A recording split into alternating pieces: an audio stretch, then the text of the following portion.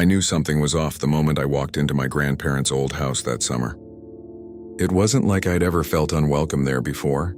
They'd passed away years ago, leaving the house to sit empty most of the time. But that day, the air felt heavier. The kind of heavy that makes your skin crawl even before you've noticed a thing. I'd moved in temporarily while I figured out my next apartment, and the quiet had been nice at first. But that night it started. It was around 6 in the evening when I returned from work, parking in the driveway. The sun was low, casting long shadows through the trees surrounding the house. I grabbed the mail, and as I turned, an elderly neighbor approached. We'd talked before about my grandparents, small talk mostly. She looked concerned. "I thought you were at work today," she said. "I saw someone moving inside the house. Are you sure you're the only one staying here?" I smiled awkwardly, brushing it off. "Yeah, just me," I said, but a knot had already formed in my stomach. She didn't seem fully convinced, and I tried to shake it, telling myself it was nothing. People can see things wrong in the half-light, right? I went inside and checked the house, walking through every room. Nothing seemed out of place. No signs of forced entry, no footprints, nothing. Still, there was an unease I couldn't shake. I made dinner and tried to distract myself with TV, the ordinary routine lulling me into a false sense of safety. By the time it was past 1 in the morning, I finally turned off the television and made my way upstairs. The house was dark, quiet, creaking with every step I took on the old wooden floors. My bedroom had 2 sections, a main bed area and a small hallway with a built-in vanity and closet leading into the bathroom. The bathroom's mirrored walls always gave me the creeps, reflecting too much of the empty room. As I turned off the lights and returned to the bed area, I froze. A light was still on in that little hallway I never used. It was one of those old-fashioned bulbs on a string, and I hadn't touched it once. The faint bluish glow filtered through the fogged glass, decades old. My heart started racing. I slowly walked to it and pulled the string. The click echoed in the silence, and my nerves tightened even more. Someone or something was in the house. The neighbor's warning came back to me, and suddenly all the excuses I had made in my head felt foolish. I considered leaving immediately, but the rational part of my brain told me that I needed proof before calling anyone. What if it was just a malfunctioning bulb?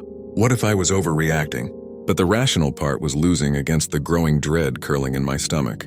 I closed my bedroom door and sat on the bed, phone in hand, trying to convince myself it was nothing. Minutes stretched on, and I kept catching myself staring at the hallway, every creak and shift in the house pulling my attention like a magnet.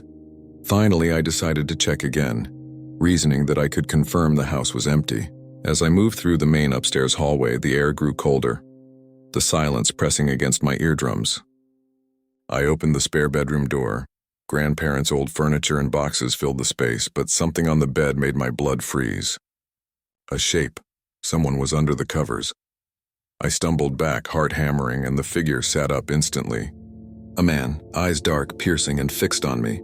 Panic overtook reason, and I bolted out of the room, down the stairs, and straight to the neighbor's house. She let me in without question, and we called the police. By the time officers arrived, the intruder had vanished. Weeks later, my parents helped me inventory the house. Nothing was stolen. So why was he there? Had he been living in the house while I stayed unnoticed? That question haunted me, and I never returned. I thought it was over. Until the next terrifying encounter.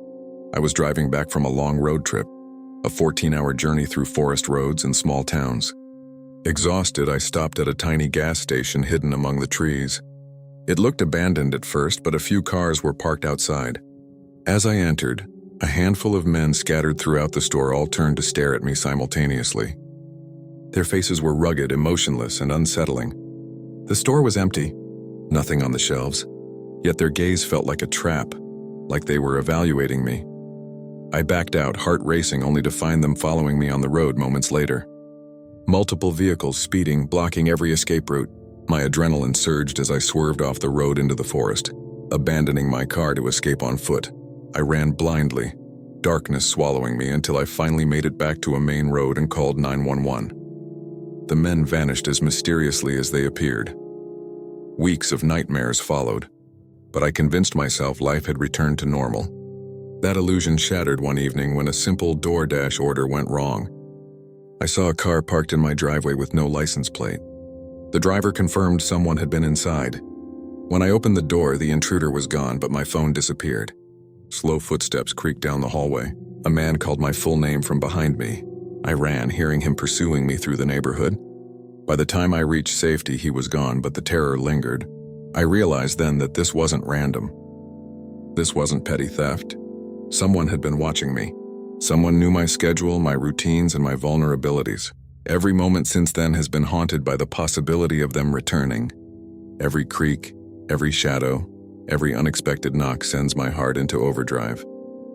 I've moved since then, changed numbers, even changed cars. But the feeling never leaves. The memory of that light in the hallway, the piercing eyes of strangers in a deserted gas station, the footsteps following me in my own home. They are etched into my mind forever. Even now, I glance over my shoulder at every turn. I sleep with lights on. I check my surroundings obsessively. And somewhere in the shadows of the world, I know they're out there waiting, watching. Always just a step behind, ready to strike when I least expect it. Because real terror doesn't come from monsters. It comes from the knowledge that someone is following you, that your life has been observed, and that you may never truly be safe again. I hadn't planned on driving through the night, but circumstances forced my hand. It was past 3 in the afternoon when I left my parents' place, a 14-hour journey ahead, and I stubbornly refused to split it into 2 days. Sleep-deprived, weary, but convinced I could make it in one go. The first few hours were uneventful. Smooth roads, the hum of the engine, my playlist keeping me awake. But as night fell, the highway transformed. What had been familiar now felt alien. Stretches of darkness punctuated by dense forests, few streetlights, and only occasional gas stations like scattered lanterns in a sea of black. Around midnight, I started feeling the edge of exhaustion gnawing at me. My eyes burned and my grip on the steering wheel tightened involuntarily. I knew I should stop, maybe rest at a motel, but my pride and stubbornness urged me onward. That's when I saw it. A small gas station tucked behind a line of trees, lights dim but flickering, as if hesitant to illuminate the world around it. I pulled in, grateful for the brief reprieve. The lot wasn't empty. 3 cars, old and battered, sat scattered under the weak glow of the station's single functional lamp. As I stepped out, the wind was colder than I expected. I tried to shake it off. It was just the night, just the isolation. I walked inside expecting a normal stop, a quick coffee, and then back to the road. But the moment the door swung open, every person inside turned. Not a glance, not a casual acknowledgement. They all shifted at once, staring, unblinking, as though I had crossed some invisible line I wasn't supposed to. I froze. Men, at least 4 or 5, rugged, expressionless, wearing dark clothes. The store itself was nearly empty. Shelves bare, lights dim, but they seemed to materialize from the shadows, as if the dark itself had conspired to reveal them only to me. I felt my pulse spike, heart hammering against my ribs. I muttered a polite excuse and backed out slowly, hoping my presence hadn't triggered something I didn't understand. Outside, the night seemed to hold its breath. I got back in my car, started the engine, and that's when I noticed headlights in the rearview mirror. 1, then 2, then 3. They were closing fast. My stomach turned over. I drove steadily, not too fast, hoping they would just pass. But they didn't. The first vehicle swerved slightly, forcing me to slow, then merged back directly behind me. The realization hit I wasn't being followed casually. This was deliberate. Panic surged. I scanned the road for exits, places to hide, anything. There was nothing but forest, empty stretches, and faint abandoned side roads. The speedometer climbed slightly as adrenaline kicked in. I couldn't risk stopping, couldn't risk letting them corner me. And then they did. Multiple cars blocking all possible lanes, forcing my vehicle into a corner. Every instinct screamed at me, "Abandon the car. Run." I swerved off the highway, tires crunching over gravel and dirt, into the blackness of the forest. Darkness swallowed me almost instantly, the weak headlights useless beyond a few feet. Branches clawed at the car as I pushed it further off the road. Then finally I abandoned it. My legs pumped like pistons, branches tearing at my clothes, the scent of wet earth filling my lungs. Footsteps followed, loud and coordinated. I didn't dare look back. Every step was a gamble between survival and exhaustion. After what felt like hours but was likely 20 minutes, the forest thinned. I collapsed against a tree, shivering, listening to the silence. No footsteps, no engines, just the wind whispering through the leaves. My phone was dead, signal non-existent. I stayed there, crouched for what seemed like an eternity. unwilling to move until I could plan a way back to safety. Finally, faint lights from the highway flickered in the distance. I made my way back, moving cautiously, and stumbled upon another gas station. Functional, well-lit, populated. Relief flooded me, but fear remained. I called the police, explaining the ordeal. They listened, took notes, and assured me patrols would check the area. Yet I knew better. Whoever they were, they had vanished into the night, just as suddenly as they had appeared. In the weeks after, my dreams were haunted by headlights in dark forests, shadowy figures emerging from trees, and the feeling of unrelenting pursuit. I couldn't stop replaying the image of those men in the station, their silent, emotionless stares and the eerie emptiness surrounding them. Something about the scene didn't fit the natural world. It felt orchestrated, like I had stumbled into someone else's plan. Even now, driving late at night, I find my pulse quickening at the sight of empty highways, isolated gas stations, and shadows lingering at the edge of the road. I've learned to keep lights on, doors locked, and always to trust the unease in the pit of my stomach, because I know that somewhere, out there, they could be waiting, watching, and next time, I may not be lucky enough to escape. I never realized how small a world could feel until I moved into that apartment. It wasn't my first place alone, but something about the building, narrow hallways, peeling wallpaper, flickering lights, gave me a persistent sense of being watched. I tried to ignore it at first, convincing myself it was just the adjustment, that moving alone always felt a little unnerving at the beginning. The first night, I unpacked slowly, every creak of the floorboards echoing too loudly in the silence. I noticed the apartment above mine had a light on despite the hour. It wasn't unusual. People kept odd schedules, but when I heard the faint sound of shuffling above my bedroom ceiling, my stomach twisted. I chalked it up to the building settling, maybe the neighbor moving furniture. It was old after all. Days passed and the unease grew. Packages I hadn't ordered would appear near my door. Small things, inconsequential at first. An unmarked envelope. A note scrawled with messy handwriting saying only, "I see you." My heart would pound every time I found something. I considered telling the landlord, but who would believe it? An old building, creaky floors, shadows that seemed to move, no proof, only fear. One evening while cooking, I heard the sound of someone moving above me again. Not a footstep, something lighter, deliberate. I paused, listening. A thump, almost like a heavy book, dropped on the floor, then silence. I texted a friend, joking to mask my anxiety, but I knew the truth. I was being watched.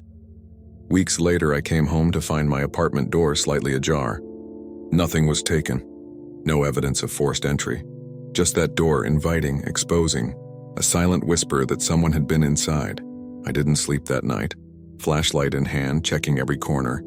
Every closet, every cabinet, every inch of the space, nothing. Yet I couldn't shake the feeling that I wasn't alone. Then it escalated. One night, as I was lying in bed, I heard a slow, deliberate creak above me. The ceiling light flickered. My doorbell rang, no one outside. I started checking the vents and the smoke detector holes, imagining eyes watching me, tiny cameras hidden, small apertures capturing everything I did. That night, I slept with the lights on, my phone clutched to my chest. The next incident made it undeniable. While in the kitchen making tea, I saw a shadow flick across the ceiling, directly above the bed. I froze, the air shifted. I heard breathing, soft and deliberate, not through the floorboards. In the ceiling, inside the space above. Panic consumed me. I searched online for the building's blueprints, vent layouts, anything. Every crawl space, every accessible area. I considered the possibility that someone was literally living above me, watching, learning, studying my routines. The fear became unbearable. I started recording at night with my laptop facing the ceiling. The first morning I reviewed the footage. Nothing. Just shadows, furniture, the flicker of lights. But then a frame caught my eye. A hand, pale, pressing against the ceiling vent. I nearly dropped the laptop. It was slow, deliberate, almost calculating. Someone had been there while I slept, above me, observing. I tried to leave, to move, but even stepping into the hallway felt like walking into a trap. The neighbors seemed normal, polite, unaware. But I knew better. Whoever this was had been planning, watching, perhaps months before I even noticed. My apartment felt like a cage. Every sound, every creak, every flutter of a curtain drew my attention. The climax came unexpectedly. I returned one evening to find a note slipped under my door. You can't hide forever. My breath caught. I called the police.